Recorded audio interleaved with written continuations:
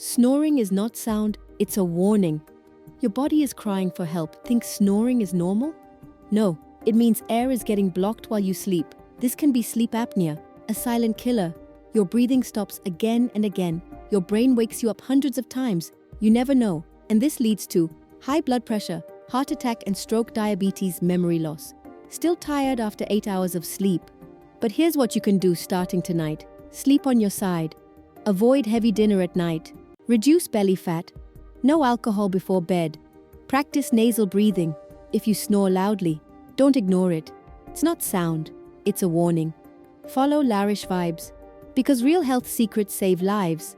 Please subscribe.